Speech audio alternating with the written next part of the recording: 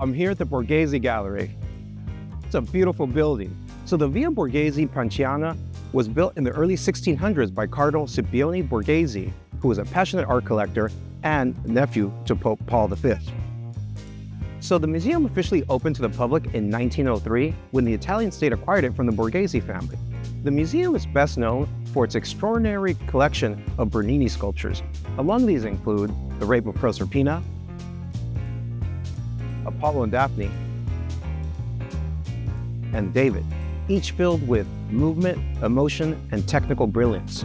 Bernini's Apollo and Daphne captures the exact moment that Daphne's fingers are turning into leaves. It's one of the more celebrated works in the Baroque era. The museum also has a room dedicated to Caravaggio, which includes Boy with a Basket of Fruit, St. Jerome, and David with a Head of Goliath. The Borghese Gallery is open from Tuesday to Sunday, 9 a.m. to 7 p.m. There is no entry after 5 p.m. Admission is €26. I hope you enjoyed the Galleria Borghese.